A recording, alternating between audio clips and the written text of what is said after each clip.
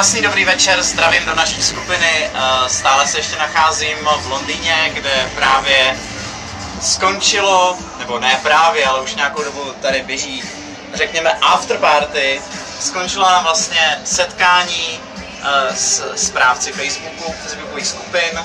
Bylo tady zhruba 300 účastníků z 24 zemí světa. Mluvilo se tady 21 jazyky. A teď už vlastně probíhá afterparty, to znamená, je tady taká diskotéka, zbytek spolupráců skupin se tady baví. A já se právě teď nacházím v telefonní budce, což je taková ta atrakce. A já vás teď nechám vás teď projít, nebo ukážu vám, jaký to tady bylo, nebo jaký to tady je. Bude tady hrozný kravál, takže se omlouvám, fakt nic to neuslyšíte, ale aspoň budete moct zavnímat trošku ten pocit. Jinak v podstatě dnešní den byl o tom, že jsme dopoledne slyšeli lidi z Facebooku, vysoce postavené manažery z Facebooku. Byla tady Nicola Mendelsohn, viceprezidentka Facebooku, což je vlastně druhý nejvyšší postavený člověk.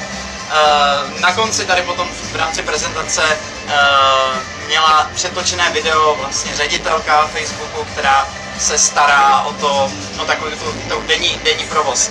A já jsem se tady bavil ještě s jedním člověkem, který měl na starosti, nebo má na starosti videa ve Facebooku, a on se mi svěřil, že organizátoři plánovali video i s Markem Zuckerbergem, ale nakonec z nějakého důvodu z toho sešlo, nevěděl proč.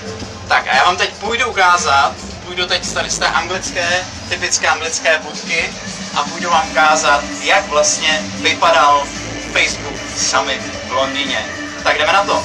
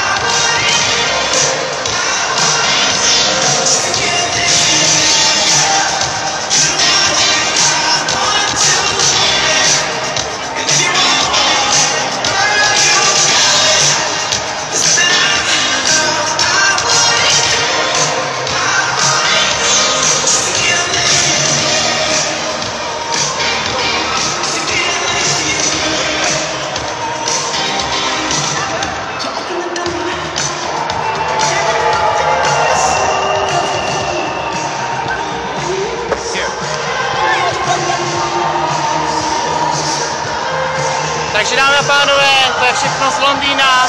Já vám děkuju, že jste sledovali občasné mé živé vstupy. Děkuju vám, že jste součástí naší komunity a slibuju vám za sebe, že se opravdu máte na co těšit, že tuto komunitu zlepšíme, aby plnila naše cíle, aby nás podporovala v podnikání. Já se s váma loučím, mějte se krásně a uvidíme se zase v České republice na nějaké konkrétní naší akci a třeba někdy v budoucnu uděláme vlastní mega sraz, jako je třeba tohle. Představte si to, protože já věřím tomu, že když něco usmyslíte a rozhodnete se pro něco, tak to dokážete, protože všechno je o tom, co je ve vaší hlavě.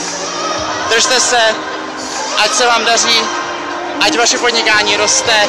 Děkuju vám. z celého srdce, že jste součástí právě naší komunity. Mějte se fajn, ahoj!